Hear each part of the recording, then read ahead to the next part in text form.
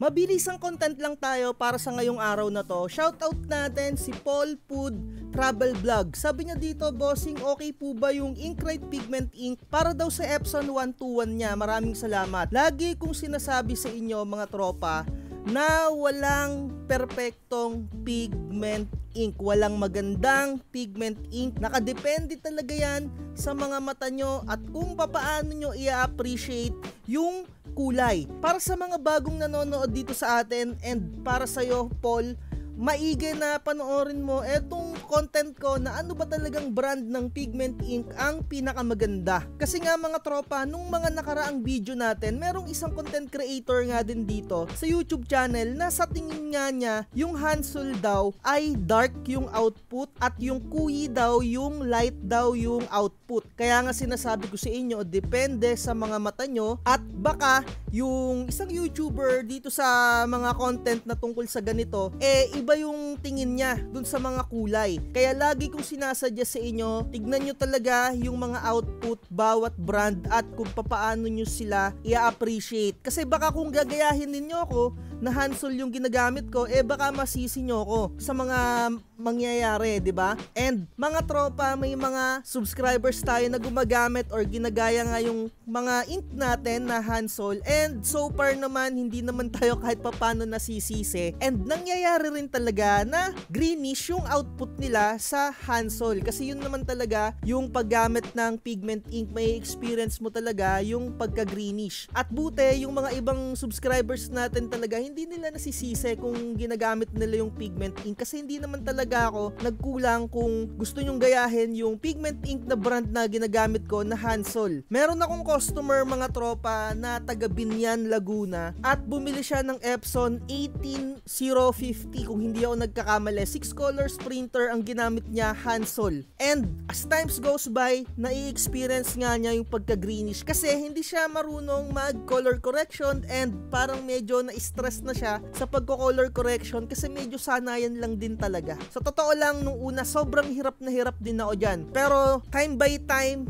magkaka-experience ka, matututo ka kung paano yung gagawin. At ang nangyari dun sa tropa natin, na subscribers natin, na gumagamit nga ng Epson 8050 or Epson 18050, from Hansol, nagpalit siya into Inkrite. At sasabihin ko sa inyo, sa totoo lang, base sa mga mata ko, sa mga nakikita ko na output using Inkrite pigment ink, sabihin natin na roughly siguro 85% mga ganyan yung nakukuha niyang kulay na as standard or yung tipong color correction niya, or I mean yung pinaka color management niya, 85% yung talagang malapit na yung pinaka eksaktong kulay para sa akin, kasi hindi talaga perfect mga tropa. Sa totoo lang, medyo parang nalalabnawan pa ako or parang may putla pa akong nakikita na kulang talaga. And mga tropa, may mga nagchat-chat at nagko-comment din sa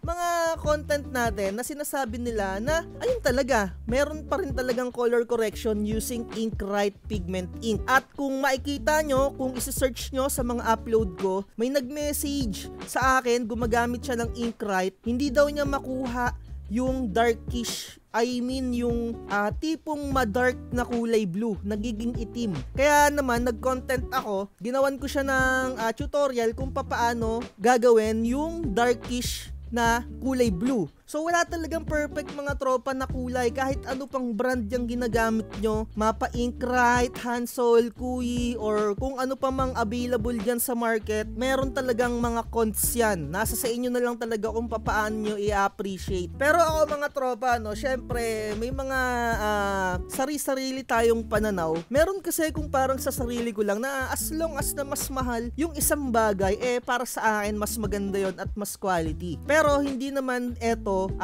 nagbabari, I mean hindi mo siya pwedeng sabihin din sa same quality ng materials. Alam nyo naman siguro yung tinutukoy ko na halimbawa eto parehas to na Inkrite pero magkaiba na seller, dito sa isa mahal, dito sa isa mura, maaaring yung mahal baka inuuto ka lang nun na nagbebenta ng mahal, akala mo mas mahal, ayun yung original, pero ito namang na pinakamura, baka sabihin mo naman na ito yung original pero baka fake naman. Kaya mag-search ka rin talaga kung mismong tindahan ng brand na yon yung pinagbibilihan ninyo. So eto, nakikita naman natin dito sa screen natin, etong pigment mga around 130 ang isang piraso, depende sa brand na gagamitin mo or depende sa model ng printer na gagamitin mo. Agaya nito, 130 pesos, 'di ba?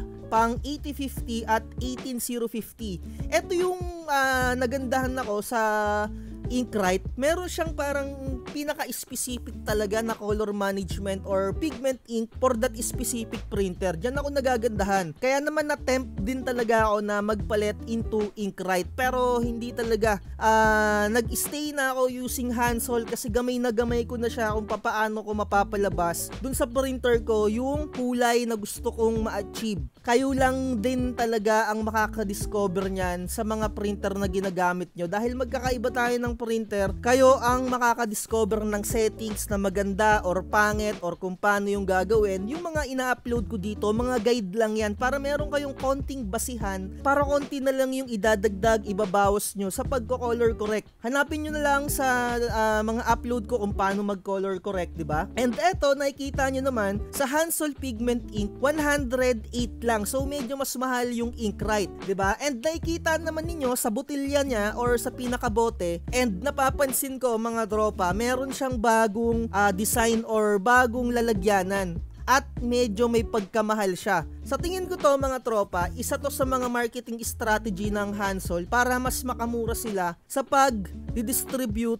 nung ink na yon. So, sa ganitong bote, mura yung magagastos nila kaya syempre, mura nating mabibili. And dito sa bote na bago, mapapansin ninyo, 185 siya. And eto, sa pagkakaalam ko, iba na yung pinaka-nozzle niya or yung pinaka-nguso or yung pagsasalin. Kumbaga, compatible na siya sa mga Epson 3210. Ayan o, kung nakikita ninyo, 'di ba? And syempre medyo may pagkamahal siya, although 150 ml siya, no? Siguro sa susunod itatry ko tong ganito, 185. So sa Kuyi naman, halos 100 pesos pa rin siya, hindi pa rin siya nagbabago. So kung pare-parehas tayo na yung pananaw, 'di ba? Yung sinasabi ko nga sa inyo na mas mahal para sa akin yung brand na yon, para sa akin mas maganda yon. Kaya minsan or dati napapaisip ako kung gusto kong i-try tong Inkrite, pero sa mga naririnig-rinig ko diyan sa mga tropa natin, ganun pa rin hindi pa rin talaga na-perfect So bakit pa ako magpapalit kung okay na ako sa Hansol? So ayun lang talaga mga tropa yung dagdag na idea na pwede kong i-share sa inyo. Research is the key talaga. Depende talaga sa mga mata nyo Hindi ko kayo kayang bigyan talaga kasi magkakaiba tayo ng taste Kaya kung tatanungin mo ako, Paul Food Travel Vlogs, kung okay yung Inkrite Pigment Ink, ang tanong, kung okay ba yan sa mga mata mo, yung output na nakikita mo sa ibang nagka-craft. 'Di ba? Napakadali na lang naman makakuha ng sample niyan. Punta ka lang sa group, browse ka na kung sino yung gumagamit ng Inkrite, tignan mo yung output niya, compare mo sa mga iba. 'Di ba? So eto may mga pagko-compare ako dito ng mga ink na ginagamit ko versus doon sa hindi ko ginagamit.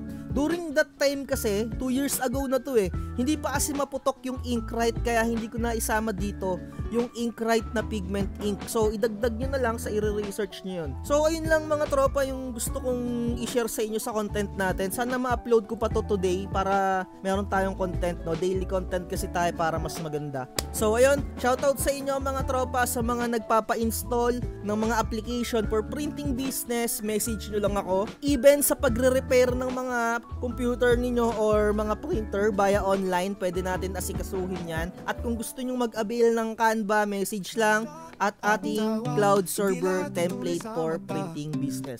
So ayun lang, like, share, and subscribe. At lagi ko sinasabi, huwag magpapauto.